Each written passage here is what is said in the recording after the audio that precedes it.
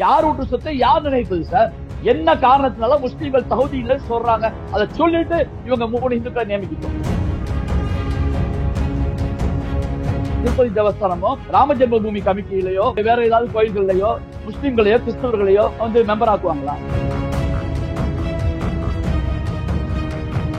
உங்க பொண்டாட்டி எப்படி கொடுத்துறேன், வாரத்துல 7 நாள் கடத்தி பண்ணணும், வீட்டுல 2 நாள் தங்குவான்னு சொல்ற மாதிரி இருக்குது. என்ன அசிங்கம்! சொத்தை நிர்வாகிக்க தெரியாதவர்களா முஸ்லீம்? 9 பேர் முஸ்லீமா இருந்தாலும் இல்லைன்னாலும் எல்லாமே தங்கி இப்ராஹிம் போன்றவர்கள் தான் அங்க இருப்பாங்க. அப்ப என்ன நடக்கும் நீங்க முடியும்? ஒரு பள்ளிவாசல் நினைச்சா அவங்க மூடிடுவாங்க, பள்ளிவாசல் நினைச்சா மைக்க கழட்டி வீட்டு வச்சுப்பாங்க, வாங்க சொல்ல மாட்டாங்க. நாகூர் தர்கா எடுத்துட்டு விட்டா இந்துக்கள் தான் பாதிக்கு மேல தரணும். 7,000 ஏக்கர் நிலத்தை மன்னர் பிரதாப் சிங் கொடுத்திருக்கிறார். மதுரை கோயில்ல போர்டு இருக்கு, திருப்பதி கோயில்ல போர்டு இருக்கு, பழனி கோயில்ல போர்டு இருக்கு, ராமர் கோயில்ல போர்டு இருக்கு. என்ன போர்டு இருக்கு? இந்து அல்லாதவர்கள் உள்ளே வரக்கூடாது என்று போர்டு இருக்கு. கோயிலுக்கு உள்ளே வரக்கூடாது என்று நீங்க போர்டை வச்சுட்டு நிர்வாகத்துல நீங்க இருக்கலாமாங்கிறத என்னுடைய சொத்தை நான் நிர்வகிக்க முடியாது, அடுத்த வீட்டுக்காரன் நினைப்பான். எப்படி? சொத்து என்னட, என் சொத்தை நான் அரசுக்கு எதிர்ப்பாகவோ தீவிரவாதத்துக்கோ நான் பயன்படுத்தக்கூடாது. சொத்து என்கிட்ட ஆடுறதுக்கு நான் இருக்கணும்ல. சொத்து என்ன சார் பெரிய சொத்து? முஸ்லீம்களுடைய சார் வக்கு போடு, இந்துக்களுக்கு இந்தியாவுக்குள்ள என்டோமெண்ட் கொண்டு வாங்க, என்டோமெண்ட் கிறிஸ்தவர்களுக்கு கொண்டு வாங்க. ஏன் முஸ்லீம்களுக்கு கொடுமைப்படுத்துறீங்க?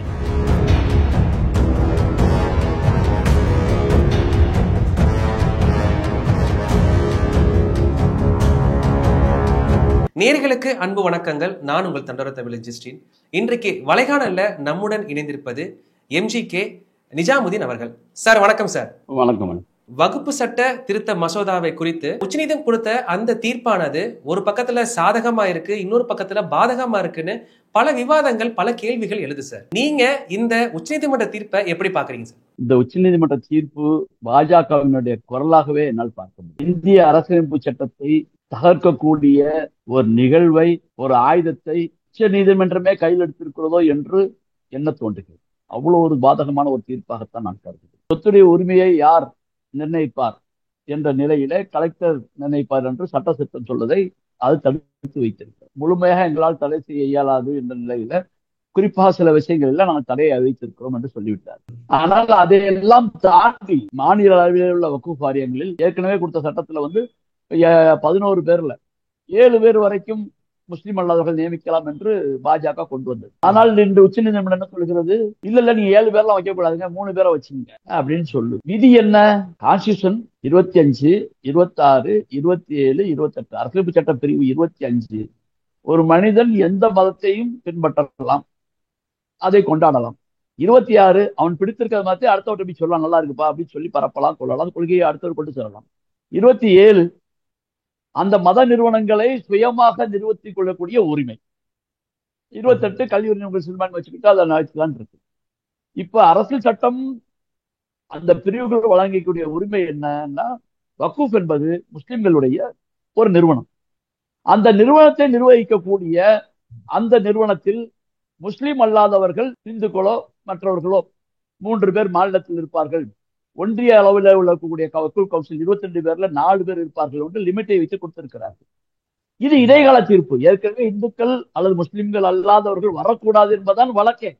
இடைக்கால தீர்ப்பு என்று சொன்னால் அந்த வழக்கு முடியும் வரை நீ யாரையும் சேவிக்க கூடாது, வைத்திருக்க கூடாதுன்னா தடை உத்தரவுப்பட வேண்டும். இது எப்படி இருக்குதுன்னு சொன்னா, நான் 20ன்னு சொல்றேன், 17 பேர் 12 பேர் வச்சுக்கலாம்னு சொல்றேன், நீ 3 பேராவது உள்ள அனுப்பிடலாம்னு சொல்லி பேசி வச்சு செஞ்ச மாதிரி இருக்கு. உச்ச நீதிமன்றமும் ஒன்றிய பாஜக அரசும் இணைந்து முன்கூட்டியே திட்டமிட்டு செயல்படுவது போல் இருக்குது என்று என்ன தோன்றுகிறது. இது உச்ச நீதிமன்றத்தில் கண்டப்படாத கோர்ட்டுல வரலாம். ஆனால் மனிதன் வாழ முடியாத சூழ்நிலை ஏற்படும் பொழுது உச்சநீதிமன்ற தீர்ப்பு இறுதியாதல்ல. உச்சநீதிமன்ற திரை தீர்ப்பு மாறி மாறி வந்திருக்கு. உதாரணத்துக்கு பாபரி மஸ்ஜித் வழக்கு, அலகாபாத் உயர் நீதிமன்றம் ஏற்கனவே இது 3 பேருக்கு சொந்தம், பிரிச்சு 3 பேரை வச்சுங்க, பாபரி மஸ்ஜித் committee, Ramlila committee, Rama Janma Bhoomi committee, 3 committee சொத்தை வச்சுங்கன்னு சொன்னிச்சு. அப்ப முஸ்லீம்களுக்கு ஒரு பங்கு இருக்குதுன்னா உண்மை இருக்குன்னு அர்த்தம் ஆயிடுச்சு. அதை உச்ச நீதிமன்றம் இல்லைன்னு சொன்னாங்க. அதனால ஒரு தீர்ப்பு என்பது இறுதியானது அல்ல. ஒரு தீர்ப்பு ஒவ்வொரு நீதிமன்றத்துக்கும் மாறுபடும்.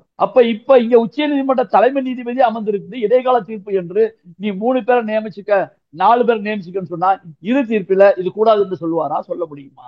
அல்ல சொல்லுகின்ற வார்த்தை, சொன்ன வார்த்தை அரசியலமைப்புக்கு விரோதமானதா, நேர்மறையானது? அப்போ தேவஸ்தானம், திருப்பதி தேவஸ்தானமோ ராம ஜென்ம பூமி கமிட்டியிலையோ அல்லது வேற ஏதாவது கோயில்களையோ முஸ்லிம்களையோ கிறிஸ்தவர்களையோ வந்து மெம்பர் ஆக்குவாங்களா? என்ன விரோதம் இது? அப்ப இது இந்திய அரசியலமைப்பு சட்டத்துக்கு எதிரான தீர்ப்புன்னு சொல்ல வரீங்களா? விரோதமான தீர்ப்பு. எதிரான மட்டுமல்ல, விரோதமான தீர்ப்பு. ஒரு நாட்டுல ஒரு குடிமகனுடைய சொந்த உரிமை, எந்த மதத்தை வேணாலும் பின்பற்றலாம். நீ அடுத்தவனுக்கு மதம் மாத்தக்கூடாது, அதை நான் ஒத்துக்கிறேன். ஆனா அவனா பின்பற்றுறது உரிமை. நான் 12 காலமாக நான் பின்பற்றிட்டு வாரேன். என் சொத்தை நான் தான் நிர்ணயிக்கணும். இந்த வார்த்தையை நான் சொல்லாமான்னு தெரியல. ஒருத்தன் தன் மனைவியே காணாம போயிட்டா, கடத்திட்டு போயிட்டாங்க, கம்ப்ளைண்ட் பண்ணாண்டா, போலீஸ்காரன் கம்ப்ளைண்ட் பண்ணிட்டு கடத்தக்காரனை கூட்டி சரிப்பா வாரத்துல 7 நாள் அவன் உங்க பொண்டாட்டியை வீட்டு கொடுத்துட்றேன், அந்த கடத்திட்டு பண்ணணும், வீட்டுல 2 நாள் தங்குவான்னு சொல்ற மாதிரி இருக்குது. என்ன அசிங்கம்! சொத்தை நிர்வாகிக்க தெரியாதவர்களா முஸ்லிம்கள்? இப்ப நீங்க இதற்கு எதிர்ப்பு தெரிவிக்கிறீங்க சார். ஆனா அதே இது எதிர்கட்சி தலைவர்கள்லாம் பார்த்து நேற்று இந்த தீர்ப்புக்கு வரவேற்பு கொடுத்திருக்கிறாங்க. இது நமக்கு கிடைச்ச மிகப்பெரிய வெற்றின்றது அறிக்கை கூட வெளியிட்டிருக்கிறாங்க. அதாவது சார், அவங்க சொத்து மேட்டர்ல, அதாவது யூசேஜில் இருக்கக்கூடிய தடை, கலெக்டர் நிர்ணயிப்பார் என்பதற்குரிய தடையை வைத்து மேலோட்டமாக பார்க்கும்போது அது ஒரு வெற்றியாக தெரிஞ்சதுனால் அவர்கள் இதை சொல்றாங்க. இதான் உண்மை. ஆனா அப்படி அல்ல. உள்ளுக்குள்ள போகும்போது சொத்து என்கிட்ட வந்துருது, ஆடுறதுக்கு நான் இருக்கணும்ல. சொத்து என்ன சார் பெரிய சொத்து? முஸ்லிம்களுக்கு, இஸ்லாமியர்களுக்கு சொத்து அல்ல, அந்த கொள்கை தான் முக்கியம். அவர்கள் கொண்டிருக்கிற கொள்கை தான் முக்கியம். சொத்தை நான் இருந்து ஆள்வனா, இன்னொரு ஆள் ஆழ்வாரா? இப்ப பாம்பேல மகாராஷ்டிரா வக்ஃப் போர்டுல மோகன் பகவத்தை போட்டுடுறாங்க. அவர் அதிகாரமிக்கவர். நீங்க 3 இந்துவை போட்டுட்டு ஒரு 7 பேர் 8 பேர் முஸ்லீமா இருந்தா கூட அதிகார பலம் மிக்கவருடைய கைதானே ஓங்கும். பாக்கி எல்லாம் வாயடங்கி பூச்சி தானே. அப்ப சொத்து இருந்தன்னா, வக்ஃப் போர்டு இருந்தன்னா, 11 லட்சம் கோடி சொத்து அல்ல முஸ்லிம்களுக்கு முக்கியம், கொள்கைதான் முக்கியம் என்பதை புரிந்து கொள்ள வேண்டும். அப்ப தமிழ்நாட்டுல நாளைக்கு எச் ராஜா வருவாரு, அர்ஜுன் சம்பத் வருவாரு, 3 பேர் வரலாம் இல்லையா? யார் வீட்டு சொத்தை யார் நினைப்பது சார்? யோசிச்சு பார்க்க வேணாமா? இந்த அறிவு கூடவா நீதிமன்றத்துக்கு இல்லாம போச்சு? என்ன காரணத்தினால முஸ்லீம்கள் தகுதி இல்லைன்னு சொல்றாங்க? அதை சொல்லிட்டு இவங்க 3 இந்துக்களை நியமிக்கிட்டோம். முஸ்லீம்களுக்கு என்ன தகுதி இல்லை, 25 கோடி முஸ்லீம்கள தகுதியான உறுப்பினர்கள் யாரும் இல்லை என்று உச்ச நீதிமன்றம் அறிவிக்க வேண்டும். அதுல இன்னொரு தீர்ப்பு கூட கொடுக்குறாங்க. 5 வருடம் முஸ்லீமானவர்கள் தான், முஸ்லீமாக பின்பற்றக்கூடியவர்கள் தான் இதுக்கு சொத்துக்களை தானமாக கொடுக்க முடியும் வக்ஃப். அந்த அதுக்கு எதிர்ப்பு வந்து, ஏன்னா நிறைய கோயில்களுக்கு முஸ்லீம்கள் தானம் பண்ணிக்கிறாங்க, இந்திய கிறிஸ்தவர்கள் தானம் பண்ணிக்கிறார்கள், நிறைய சர்ச்சுக்கு, நிறைய பள்ளிவாசல்களுக்கு இந்துக்கள் தானம் பண்ணியிருக்கிறாங்க. நான் ஒரு தடவை எடுத்துக்கிட்டா இந்துக்கள் தான் பாதிக்கு மேலான தர்மம். 7,000 ஏக்கர் நிலத்தை மன்னர் பிரதாப் சிங் கொடுத்திருக்கிறார், மராட்டிய மன்னர் பிரதாப் சிங் கொடுத்திருக்கிறார். நான் கட்டி கொடுத்தவர் அச்சுதப்ப நாயக்கர். இப்ப எல்லாரும் பரஸ்பரம் அந்த 500 1000 ஆண்டு காலமாக பரஸ்பரமா ஒரு அந்யோன்யமாக இருக்கக்கூடிய சூழ்நிலையில ஒரு மத சௌக்கியத்தை ஏற்படுத்தும். நீ நன்கொடைய முஸ்லீம்களுக்கு கொடுக்காதுன்னு எழுதி வச்சிருக்கீங்க. அதுக்கு இப்ப உச்ச நீதிமன்றம் ஒண்ணு அப்படி எழுதக்கூடாது, எழுதலாம்னு சொல்லலாம். அதற்கு இவர் முஸ்லீமா 5 வருடம் முஸ்லீமாக இருந்தாரான்ற வரையறையை மாநில அரசுகள் ஒத்துக்கொள்ள வேண்டும், சட்டமாக ஒத்துக்கொள்ள வேண்டும் என்று உச்ச நீதிமன்றம் பரிந்துரை செய்தது. இந்தியாவில் 19 மாநிலங்களில் பாஜக ஆட்சி நடைபெறுகிறது. பாஜக ஆட்சி யார் ஆட்சி? RSS உடைய சங்கிகளுடைய ஆட்சி. அங்க என்ன படுவாங்க? எப்படி முஸ்லீம்கள் அளவுகளை வைப்பாங்க? என்ன வேடிக்கையா இருக்குது? தண்டரா தமிழ் நிறுவனத்துல இருந்து ஒரு பள்ளிவாசலுக்கு ஒரு சொத்தை கொடுக்குறீங்க, அல்லது வக்ஃபுக்கு ஒரு சொத்தை கொடுக்குற, தர்மம் செய்யுங்கப்பா அப்படின்னு கொடுக்குறீங்க சார். கொடுக்கிறவன்றை மதத்தை பார்ப்பதில்லை, கொடுக்கிறவன்றை மனத்தை பார்ப்பது. அது எல்லா மதத்துக்கும் பொருந்தும், இஸ்லாத்துக்கு மட்டுமல்ல, எல்லா மதத்துக்கும் பொருந்தும். ஏன் இப்ப சமீபத்துல பழனிக்கு முஸ்லீம் கொடுக்கலையா? திருப்பதி தேவஸ்தானத்துக்கு முஸ்லீம் ஒரு கிரேடு தஞ்சு கொடுக்கலையா? எல்லா டிவிலையும் காட்டுனீங்கல்ல. இதெல்லாம் தவறு இருக்குது சார். அவரும் நம்பிக்கை விரும்புறாரு, நம்பிக்கையிலேயோ அல்லது சமரசத்துக்காகவோ அல்லது தர்மத்துக்காகவோ கொடுக்க வேண்டும் என்று விரும்புகிறார். அதை 5 வருடம் முஸ்லீமாக இருக்க வேண்டும். அந்த முஸ்லீமாக இருக்க வேண்டும் என்ற அளவுகள் என்ன? அதை மாநில அரசு சட்டமாக ஏற்ற வேண்டும். அப்ப ஒவ்வொரு மாநில அரசும் மாறி மாறி வரும், ஒவ்வொரு சட்டம் மாறி மாறி வருமா? இதை கூட சிந்திக்க தகுதி இல்லாமல் செல்கிறது. இந்திய மக்களுடைய இறுதி நம்பிக்கை நீதிமன்றம். அதுவே காணாமல் போகுது என்று சொன்னால் ஐன மட்டத்துக்கு போக முடியுமா? நான் கேட்க மாட்டேன். ஐன மட்டம் ஒரு மன்றமே கிடையாது. ஐன சபை என்பது ஒரு போலியானது நான் சொல்லிட்டு இருக்கிறேன். என்னுடைய இறுதி பார்வை, இறுதி நம்பிக்கை உச்ச நீதிமன்றம். நீங்க கேட்கலாம், அப்ப உச்ச நீதிமன்றம் கொடுத்த எல்லா தீர்ப்பும் சரியா? இல்ல, பல தீர்ப்புகள் கடந்த காலங்களில் நலிவு இருக்கின்றன, தப்பாக நடந்திருக்கிறது. எத்தனை தீர்ப்புகள்னால சொல்ல முடியும்? மனிதனுடைய ஏகோபித்த மனிதர்களுடைய மனசாட்சி அடிப்படையில் தீர்ப்பை வழங்குகிறேன் அப்படின்னு சொன்னாங்க. ஏகோபித்த மக்களுடைய பெரும்பான்மை மக்களுடைய நம்பிக்கை அடிப்படையில் தீர்ப்பு, பாபர் மசூதியில பெரும்பான்மை மக்களுடைய நம்பிக்கை அடிப்படையில் தீர்ப்பை வழங்குறேன், சட்டத்தின் அடிப்படையில் தீர்ப்பு வழங்கல. எனக்கு சாமி கிட்ட உருட்டு போட்டு பார்த்தேன், சாமி இப்படி சொல்ல சொன்னார்னு சொல்லி உச்ச நீதிமன்ற நீதிபதி சொன்னார், முன்னாள் நீதிபதி சொன்னார். அசிங்கமா இருந்தது. நான் தீர்ப்பு எழுதுறையா, சாமிகிட்ட உருட்டு போட்டு பார்த்தேன் சொன்னார். அரசு தரப்போ, ராம ஜென்மபூமி தரப்போ அங்க கோயில் இருந்தது என்பதை நிரூபிக்க தவறிவிட்டார்கள். அந்த காரணத்தாக இருந்தாலும் மக்களுடைய நம்பிக்கையின் அடிப்படையில் நாங்கள் பாபர் மசூதியை தாரை வார்க்கிறோம்னு தீர்ப்பு கொடுத்தாங்க. ஓகே, வேற வழி இல்லை, நாங்கள் கோர்ட்டை நம்புறோம்னு சொல்லிட்டோம். வேற என்ன பண்றது? நாட்டில் அமைதி, முஸ்லிம்கள் ஏற்றுக்கொண்டாங்க, அமைதியா போச்சு. ராமர் கோயிலை திறந்தாங்க, அதுல கூட பிரதமரை உள்ள விட்டாங்க, உள்ள உடல அவர் கீழ் சாதி மேல் சாதிலாம் வந்துச்சு. அதுக்குள்ள நான் போக விரும்பல. இந்த விவாதம்லாம் வந்தது. அப்போ எதையெல்லாம் கொண்டு வருவீங்க? சரி, ஒரு சொத்து ஒரு பள்ளிவாசம் எடுத்துட்டு போயிட்டீங்க, முத்தலாக்ல தீர்ப்பு கொடுத்தீங்க. ஆனா இன்று என்ன நடக்கிறது என்றால், தமிழகம் என்பது மட்டுமல்ல, ஏதோ ஒரு பள்ளிவாசல் இது பள்ளிவாசல் மேட்டர் அல்ல, ஒரு பக்கு சுத்துறை மேட்டர் அல்ல, இந்தியாவெங்கும் இருக்கக்கூடிய அனைத்து வக்குகளையும் ஆள்வதற்கு முஸ்லிம்கள் மாத்திரமே தகுதி இல்லாதவர்கள் என்று உச்ச நீதிமன்ற தலைமை நீதி தலைமையிலான அமர்வு தீர்ப்பு கொடுத்தது. நீ இந்துக்களை சேர்க்கிற தீர்ப்பாக நான் எடுக்கவில்லை, முஸ்லிம் அல்லாதவர்களை சேர்ப்பாளர் தீர்ப்பாக இருக்கவில்லை, முஸ்லிம்களே உனக்கு யோக்கியதை இல்லை என்று உச்ச நீதிமன்றம் சொல்லி இருக்கிறது. நான் உச்ச நீதிமன்றத்தை நம்பினேன். ஏந்தப்பா, இந்த நாட்டுடைய கான்ஸ்டியூஷன் உனக்கு கொடுத்த அதிகாரத்தினால் நான் நம்பினேன், நீ கான்ஸ்டியூஷனை தூக்கி போடுவாய் என்று நான் எதிர்பார்க்கவில்லை. வகுப்பு வாரியத்திலேயோ வகுப்பு கவுன்சிலையோ நியமிக்கக்கூடிய உறுப்பினர்கள் தீர்மானிக்கிறது அந்த மாநில அரசு. மாநில அரசுகளே இதை பாத்தீங்கன்னா வரவேற்கும் விதமாக அறிக்கைகள்லாம் வெளியிட்டு இருக்கிறாங்க. சோ இந்த மாநில அரசினுடைய வழிகாட்டுதல் பேர்ல மாற்று மதத்தை சேர்ந்தவர்கள் இந்த வாரியத்திலையும் கவுன்சிலையும் நியமிக்கப்பட போறாங்கன்றதுதான் வெளிப்படையாக தெரிகிறது. அப்படி இருக்கும் பொழுது இதனால ஏற்படக்கூடிய ஆபத்துன்னு நீங்க பார்க்கக்கூடிய ஒரு முக்கியமான விஷயம் என்ன? அதாவது ஒவ்வொரு பள்ளிவாசலுடைய முத்தவள்ளிகள் என்று சொல்லக்கூடிய நிர்வாகிகள், ட்ரஸ்டி, போர்ட் ஆஃப் ட்ரஸ்டிஸ் சொல்லக்கூடிய நிர்வாகிகள், அந்தந்த பள்ளிவாசல் உள்ள நிர்வாகிகள் நியமித்து, சில பள்ளிவாசலில் வக்ஃப் போர்டு நேராக நியமித்து, இந்த தானாக வந்தவர்களோ அல்லது ஊர் மக்களால் தேர்ந்தெடுக்கும் நிர்வாகிகளோ சரியில்லை என்று சொன்னால் அவர்கள் சரியில்லாதவர்கள் என்று அவர்களுடைய மீது நடவடிக்கை குறிப்புகளை எழுதி அவர்கள் நீக்கிவிட்டு புதிய நிர்வாகிகளை தேர்ந்தெடுக்கக்கூடிய அதிகாரம் என்பது வக்ஃப் வாரியத்துக்கு இருக்கிறது. மாநில வக்ஃப் வாரியங்களுக்கு, மத்திய வக்ஃப் வாரியம் நேரடியாக தலைவர், மாநில வக்ஃப் வாரியத்துக்கு. இப்போ உதாரணத்திற்கு தமிழ்நாட்டை விட்டுருக்கு, சிறுபான்மையினருக்கு பாதுகாப்பான ஒரு ஆட்சி நடைபெற்றுக் கொண்டிருக்கிறது. அதனால ஒன்றும் பிரச்சனை இல்லை. நாளைக்கே இந்த உண்மையை தெரிஞ்ச பிறகு ஸ்டாலின் அவர்களோ காங்கிரஸ் கட்சிக்காரர்களோ நிச்சயமாக இந்த சட்டத்தை எதிர்க்கத்தான் போகிறார்கள். அவர்களுக்கு சரியான தகவல் கொடுக்கப்படவில்லை என்பது எனக்கு தெரியும். சோ மேலோட்டமாக சில சம்பவங்களை வைத்து கொடுத்து விட்டார்கள். மகாராஷ்டிராவில் வச்சுக்குவோம் அல்லது உத்தரப்பிரதேசத்தில் வச்சுக்குவோம். உத்தரப்பிரதேசத்துல ஏற்கனவே என்ன பிரச்சனைன்னு சொன்னா, 2 எம்எல்ஏ 2 எம்பி வக்ஃப் வாரியத்தில் உறுப்பினராக வருது. இப்ப பாஜகவில் எம்பியோ எம்எல்ஏ முஸ்லிம்கள் இல்லை, அதனால அந்த சீட்டு காலியா இருக்குது அல்லது முன்னாள் எம்பி எம்எல்ஏ போட்டு நிரப்பப்பட்டிருக்குதுன்னு ஒரு விதி இருந்தது. அதையும் எடுத்துட்டாங்க. இப்ப காலியா இருக்குது. இப்ப யாரை போடுவாங்க? இந்துக்களை தான் போடுவாங்க. இந்துக்கள் முஸ்லிம்களுக்கு எதிரி இல்லை. ஆனால் பாஜக காரர்கள், அந்த பாஜக காரர்கள் யார்? RSS பின்பலம் உள்ளவர். அவர்கள் என்ன சொல்லுவார்கள்? நேற்று ஒரு ஊர்ல சம்பவத்தில் நடந்தது. ஒரு கோயிலுக்கு சம்பந்தப்பட்ட மார்க்கெட்டு, அந்த மார்க்கெட்ல முஸ்லிம்கள் வியாபாரம் பண்ண, முஸ்லிம்கள் பொருள் கொடுக்கக்கூடாது, கடை வைக்கக்கூடாது, அங்கே வேலை செய்யக்கூடாது என்ற ஒரு உத்தரவை பாஜக எம்எல்ஏ போட்டிருக்கிறார். பொருள் வாங்க மட்டும் வரலாம் என்று போட்டிருக்கிறார். பொருள் வணிக ஸ்தலத்திலேயே இப்படி வரக்கூடாதுன்னு உத்தரவு போட்டுட்டா வக்ஃப் போர்டில் வரக்கூடியவர்கள் எப்படி இருப்பார்கள்? 3 பேர் உட்கார்றாங்க. அந்த 3 பேர் யாரால தேர்வு செய்யப்பட்டவர்கள்? அந்த பாஜக அரசால் தேர்வு செய்யப்பட்டவர். அப்ப அவர்கள் அதிகாரம் பெற்றவர்கள். பாக்கி 8 பேர் யாரு? வக்ஃப் போர்டுல பதிவு செய்யப்பட்ட பள்ளிவாசலுடைய பிரதிநிதி 2 பேர், சமூக உறுப்பினர்கள் சொல்லி அதுவும் அரசு நியமனம் தான். அது முஸ்லீம்ல. பாஜக இங்க உள்ள செய்தி இப்ராஹிம் மாதிரி சில பேர் அங்கேயும் இருப்பான். அவன் இருக்கத்தான் செய்யறான். அவனை மாதிரி 2 பேர்த்துக்கு போடுவான், ஒரு ஆளை போடுவாங்க. அந்த 2 பேர் பதவி அரசு காஜி, அவன் ஏற்கனவே பாஜக போட்டதுதான், அவங்களையும் போடுவாங்க. அப்போ இந்த 2 மக்களால் உறுப்பினர்களால் தேர்ந்தெடுக்கக்கூடிய 2 பேரை தவிர பாக்கி பேர் கிட்டத்தட்ட 9 பேர் முஸ்லீமா இருந்தாலும் இல்லைன்னாலும் எல்லாமே சங்கி இப்ராஹிம் போட்டவர்கள் தான் அங்க இருப்பாங்க. அப்ப என்ன நடக்கும் நீங்க முடிவு பண்ணுங்க. ஒரு பள்ளிவாசல் நினைச்சா அவங்க மூடிடுவாங்க, பள்ளிவாசல் நினைச்சா மேய்க்க கழட்டி வீட்டுல வச்சுக்குவாங்க, வாங்க சொல்ல மாட்டாங்க. அதுக்கு தகுந்த மாதிரி முத்தவழியை தூக்கி போடுவாங்க பள்ளிவாசல் நிர்வாகத்துல. அப்ப நாளைக்கு இந்த நிலையை போனா பள்ளிவாசல் நிர்வாகத்திலேயே முத்தவழிகளை முஸ்லீம் அல்லாதவர்கள் போடுன்னு சொல்றீங்க. முஸ்லீம் போடுறேன்னு சொன்னா இந்துக்களை தான் போட போறீங்க, நீங்க கிறிஸ்டினை போட போறது இல்ல. எப்படி நீங்க முஸ்லீம்களை ஏத்துக்க மாட்டீங்களோ கிறிஸ்டினை ஏத்துக்க மாட்டீங்க. பொது இந்துவா போடுவீங்களோ அதுவும் போட மாட்டீங்க. பொது இந்து உங்களை ஏத்துக்க மாட்டாங்க. தமிழ்நாட்டுல உள்ள பொதுவான இந்துக்கள் உங்களை ஏத்து இருந்தா நீங்க 40% ஓட்டு வாங்கியிருப்பீங்க. இன்ன வரைக்கும் 4% ஓட்டு நீங்க தாண்டல இல்ல, அதுலதான் தவி நிக்கிறீங்க. ஆகையினால் அந்த நிலையில இருக்கும்போது நாளைக்கு பள்ளிவாசல் தலையீடு வரும், சொத்தை காக்கக்கூடிய பிரச்சனையில் நாங்கள் வெற்றி பெற்றோம் என்று சிலர் அறிவித்தால் கூட அது தவறு. சொத்து முஸ்லிம்களுக்கு முக்கியமானது அல்ல, கொள்கை மாத்திரமே முக்கியமானது. நீங்க 15 லட்சம் கோடி நீங்களா சொல்லிக்குவீங்க, கணக்கே பார்க்காம 15 லட்சம் கோடி 20 லட்சம் கோடி சொல்லுவீங்க. வக்ஃபுக்கு 15 லட்சம் கோடி யார் சொல்லி இந்தியாவில் ரயில்வேக்கு எடுத்து 3ஆம் இடத்தில் இருக்குது. யாரையா கணக்கு வச்சா? கணக்கு வைக்கணும், யார் யாருக்கு வைக்கணும்? இந்து என்டோமெண்ட் போர்டுக்கு எவ்வளவு சொத்து இருக்குது, முஸ்லீம் வக்ஃப் வாரியத்துக்கு, கிறிஸ்தவர்கள் சொத்து கணக்கு வச்சு போடலாம்.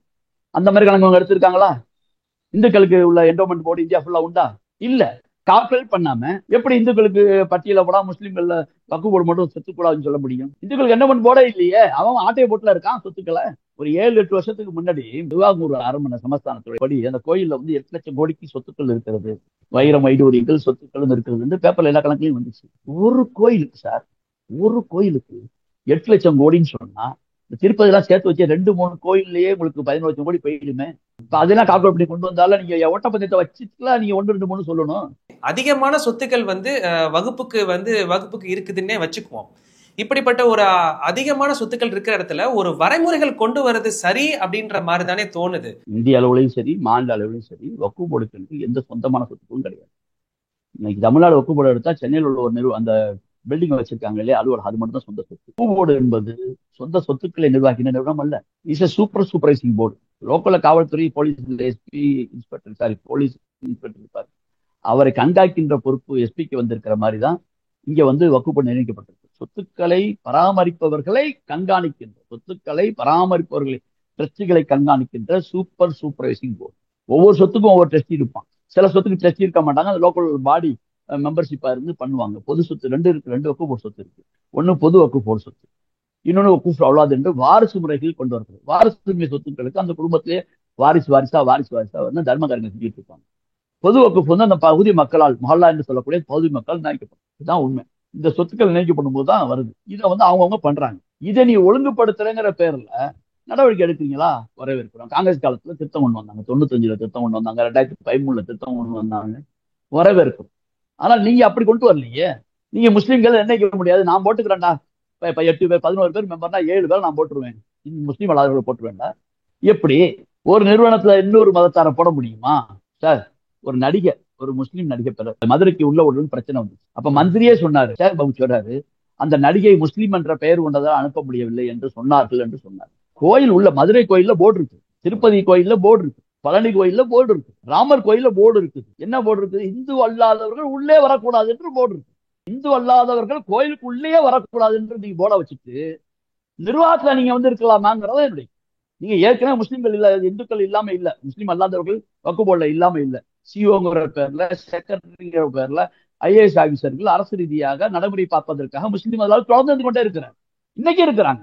அதை முஸ்லீம்கள் எதிர்க்கலையே. இப்ப நீங்க சொன்ன கேள்விக்கு பதில் வந்துருச்சு. நிர்வாகத்தில் சீர்திருத்தத்தை கொண்டு வர வேண்டும், பாதுகாக்க வேண்டும் என்பதற்காக நீங்க ஐஏஎஸ் ஆபீசரை போடுறீங்க, ஆடிட்டிங் பண்றதுக்கு போடுறீங்க. வழக்கறிஞராக லட்சுமி நாராயணன் இருந்தார், இப்ப உள்ள நீதிபதி லட்சுமி நாராயணன் இருந்தார். அதெல்லாம் வக்ஃப் போர்டு வழக்கறிஞராக இருந்தார். யாராவது வானான்னு சொன்னாங்களா? அவர் மட்டும் இல்ல, அவர் நான் பேரை சொல்றேன், நிறைய பேர் இருந்தாங்க. அந்த மாதிரி யாரையும் வானான்னு சொல்ல சார். 11 பேர்ல 3 பேரை போட்டுக்கோ, 20 பேர்ல 4 பேரை போட்டுக்கோ. அடுத்த கேள்வி எனக்கு, இந்த 3 பேர்ல யாராவது ஒரு ஆள் சேர்மனா வர முடியுமா வக்ஃப் போர்டுக்கு? அதை பத்தி கோர்ட் ஏதாவது சொல்லியிருக்கா? தடுத்து இருக்கா? முஸ்லீம் தான் வர முடியும் சொல்லியிருக்கா? ஆபத்து எங்கிருந்து வருதுன்னு பாத்தீங்களா? எங்கிருந்து வருது? நான் வக்ஃப் போர்டு உறுப்பினர், பள்ளிவாசல் உள்ள வரலாம், யாரு வேண்டாலும் எந்த மதத்திலும் பள்ளிவாசல் உள்ள வரலாம். நான் பள்ளிவாசல்ல அந்த பிரீஸ்டுடைய மேடல் ஏறி பிரச்சாரம் பண்ணுவேன் ஒரு வக்ஃப் போர்டு உறுப்பினர் சொல்வாரா? ஆனால் பள்ளிவாசல் வக்ஃப் போர்டு உறுப்பினரே கண்ட்ரோல்ல இருக்குது. நான் பிரீச் பண்ணுவேன்னு சொன்னாக்கா, முஸ்லீம் சொன்னாக்கா, உதாரணத்துக்கு நான் சொல்றேன், நான் விரோதமா சொல்ல. ஹெச் ராஜாவை நாளைக்கு மெம்பர் ஆக்குறாங்க. ஹெச் ராஜா ஏற்கனவே ஏதாவது பேசுவாரு, சுப்ரீம் கோர்ட்டா உச்ச நீதிமன்றமா தப்பான வார்த்தையை சொல்லி மயிராகிற ஏதோ பேசுவாரு. அவரே என்ன மெம்பர் ஆக்கிட்டாங்க, நான் போர்டுல ஏறி பேசுவேன், நான் சேர்மன் ஆவேன்னு சொன்னாக்கா, இதுதான் விதி. அந்த விதியை பார்த்தால் இதுதான் இந்த நாட்டில் சிறுபான்மை விதி. உச்ச நீதிமன்றமும் சிறுபான்மைகளை கைவிடுகிறது, உச்ச நீதிமன்றமும் பாராத்திரம் செய்கிறது, உச்ச நீதிமன்றமும் கான்ஸ்டிடியூஷனை தூக்கி எறிகிறது. சார், இப்ப இதற்கு வேற வழி இல்லை அப்படின்ற மாதிரி தானே இருக்கு. ஆல்மோஸ்ட் எல்லாருமே இதற்கு ஆதரவு தெரிவிச்சுட்டாங்க. சௌஜன்யத்தை விரும்பக்கூடிய மத சௌஜன்யங்கள் புரிந்த பிறகு நிச்சயமாக வாபஸ் வாங்குவார்கள். கதவு தட்டப்படும், ஜனநாயக ரீதியிலே போராட்டம் நடத்தப்படும். இதை யாரும் சோர்ந்து போறதில்லை. எத்தனையோ விளைவுகளை நம்ம சந்திச்சுட்டோம். நல்ல அரசு ஏற்படும், ஆட்சி மாற்றம் ஏற்படும். இது ஒரு போராட்ட காலத்தில் முஸ்லீம்களை தள்ளுகிறார். இதுதான் எப்படி மக்களை விளிம்பு நிலையில நிரந்தரமா நீ வாழ்ந்துகிட்டு போன்னு சொல்லாம ஒவ்வொரு மேட்டரா கொண்டு வந்துட்டே இருக்கிறாங்க. சிஐஏ, என்ஆர்சி, முத்தலாக்கு, பொதுசீல் சட்டம் என்று மக்களை அப்படியே அலப்பற வச்சு அப்படியே பரபரப்பாக்கி அவனை வாழ விடக்கூடாது, ஒழுங்கா தொழில் செய்ய விடக்கூடாது, ஒழுங்கா சிந்திக்க விடக்கூடாது, அவன் பிள்ளைங்களை ஒழுங்கா படிக்க வைக்கக்கூடாது என்ற ஒரு கொடுமையை ஒன்றிய அரசாங்கம் செய்து கொண்டிருக்கு. அதற்கு உச்ச நீதிமன்றம் துணை போய்விடக் கூடாது. உச்ச நீதிமன்றத்தை பாதுகாக்கப்பட வேண்டிய பொறுப்பும் வழக்கறிஞர் என்ற முறையில எனக்கும் இருக்கிறது என்ற காரணத்தினால்தான் இந்த ஆதங்கமான கருத்துக்கு நான் வெளியிட வேண்டிய கட்டாய சூழ்நிலைக்கு தள்ளப்படும். நான் ஒரு வழக்கறிஞர், சட்டத்தை பாதுகாக்கக்கூடிய சட்டமன்றத்தில் உறுப்பினராக இருந்திருக்கிறேன் என்று சொன்னால் அதை எப்படி பாதுகாக்க வேண்டும் என்று எனக்கு அந்த கவலை இருக்குல்ல சார். கட்சிகள் மாறும்போது காட்சிகள் மாறும் ஆட்சியில, ஆனால் உச்சநீதிமன்றத்தில் அப்படி மாறக்கூடாது. வழக்கு சம்பந்தம் உச்ச நீதிமன்றத்துல எப்படி கொண்டு செல்லப்படும், யார் எடுத்துட்டு போவாங்க அப்படின்ற கேள்விக்குறி இருக்கு. இல்ல மாறுவாங்க நிச்சயமாக. காங்கிரஸோ அதை பத்தி கருத்து சொல்லல, அவர் சொல்லுவாரு. நிச்சயமா திமுக தன்னுடைய கருத்தை மாற்றும். எல்லாருமே மாற்றுவாங்க. இது நடக்கும். யாரும் கைவிட மாட்டாங்க. இந்தியால மதசார்பற்ற இயக்கங்கள் தான் அதிகமா இருக்கு. வாக்குகள் பிரிந்து போயிருக்கலாம், ஆனால் அவர் வாக்குகள் தான் அதிகம். அதனால அது நிச்சயமாக நடக்கும். வெற்றி பெறுவோம், போராடுவோம். என்னை பொறுத்தவரை முஸ்லிம்களுக்கு வக்ஃப் சொத்தை பாதுகாக்க வேண்டும் என்ற பொறுப்புணர்வு இருந்தாலும் அதை விட பெரியது கொள்கையை பாதுகாப்பது. கொள்கையை இழக்க மாட்டார். கொள்கையை நீ கொல்லக்கூடாதுன்னு சொல்லி எந்த உச்ச நீதிமன்றம் தீர்ப்பு கொடுக்க முடியாதுங்க. என் கொள்கை இதுதான். அந்த தீர்ப்பை ஏற்றுக்கொள்ள முடியாது என்பதால் எனது கொள்கை. இந்த தீர்ப்பை நீங்கள் ஏற்றுத்தாலும் சொல்ல முடியுமா? நீ செயல்படுத்த அப்புறம் உள்ள மேட்டர். மனதளவுல மட்டும் இல்ல, வாயளவுல பேசுறது உரிமை இருக்கு. இந்த கான்ஸ்டிடியூஷன் நீங்க பிடுங்கினாலும் பிடுங்குவீங்க, சொல்ல முடியும். பேசுகின்றதும் கருத்தை சொல்கின்றதும் என்னுடைய கான்ஸ்டிடியூஷன் உரிமை. இதை நீங்கள் ஏற்றி பேசக்கூடிய வாய்ப்பும் இருக்கிறது. சரிதானே பேசுறேன். இதுக்கு வரைமுறைப்படுத்துறாங்கன்னா அது குறிப்பிட்ட காலம் இருக்குது. இப்ப வழக்குகள் அடுத்து தொடுத்தா அப்ப ஆல்மோஸ்ட் பாத்தீங்கன்னா இன்னும் சில மாதங்களோ இல்ல அதிகமான காலங்களோ எடுத்துக்கிறதுக்கு வாய்ப்பு இருக்குல்ல? இருக்கு.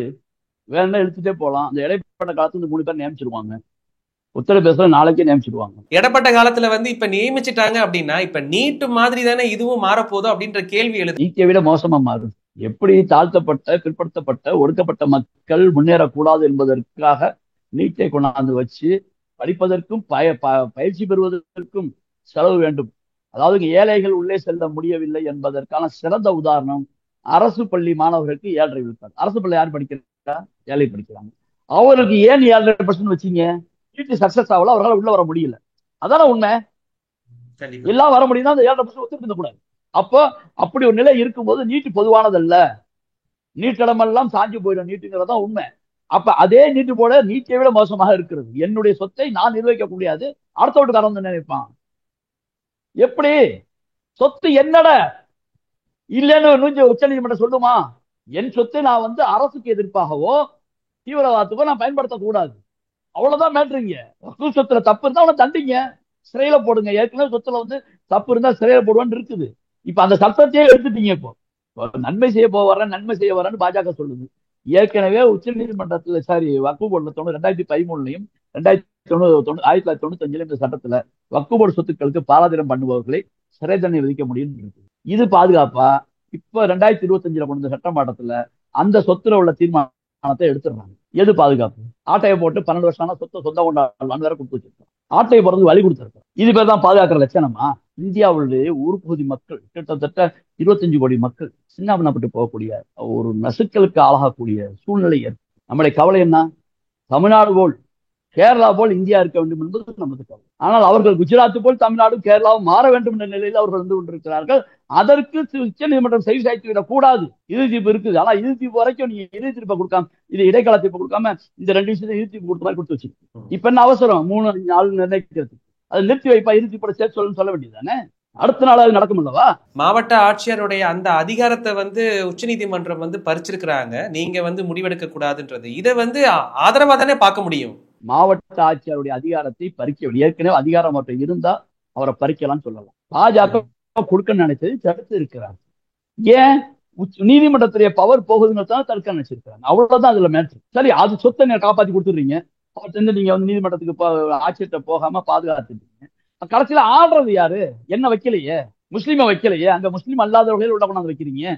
அப்ப எப்படி ஆகும்? நீ கொடுத்த தீர்ப்பு என்ன? சொத்தை உன்னோடதான் பா, ஆனா நீ ஆள முடியாது. அடுத்த வீட்டுக்காரன் ஆள்வானாக்க ஒருத்தர் மெம்பர் ஆனா சேர்மன் ஆகிறதுக்கான தகுதி வந்துருது ஆட்டோமேட்டிக்கா. நாளைக்கு அது ஒரு கேஸ் நடக்கும். உச்சநீதிமன்றம் சொன்னா கூட தாண்டிச்சு அதுக்கு ஒரு வழக்கு போட முடியும். அது வரைக்கும் தமிழ்நாட்டில் உள்ள அத்தனை வக்ஃப் போர்டும் தொழில் பிரச்சனையை நிறுத்தி வைக்கப்படும். நான் ஏன் கேட்க, முஸ்லீம்களுடைய ஏன் சார் வக்ஃப் போர்டு? இந்துக்களுக்கு இந்தியா ஃபுல்லா என்டோமெண்ட் கொண்டு வாங்க, இந்தியா என்டோமெண்ட். கிறிஸ்தவர்களுக்கு கொண்டு வாங்க. ஏன் முஸ்லீம் மட்டும் கொடுமைப்படுத்துறீங்க? எவன் கேட்டான் இதை? எங்க சொத்தை நாங்க பாதுகாக்க தெரியும். எத்தனையோ கோயில் சொத்தை அவங்கவுங்க பாதுகாத்து இல்லையா? கோயில் சொத்துக்கள் பாதுகாப்பு தமிழ்நாட்டுல மட்டும்தான் என்டோமெண்ட் சிறப்பா செயல்படுது. மற்ற நாட்டுல ஊப்பில சொத்தா சொல்ற யோக்கியதையோ அந்த கடமையோ அவருக்கு இருக்குதா? எல்லாம் ஆட்டையை போட்டு வச்சிருக்கானா இல்லையா? தமிழ்நாட்டை விட பன்மடங்கு கூடுதலான சொத்து அங்க இருக்கிறது. இவ்வளவு நேரம் ஒதுக்கி உங்களுடைய கருத்துக்களை பகிர்ந்தமைக்கு நம்ம சேனல் சார்பாக மிக்க நன்றிகள் சார். நன்றி.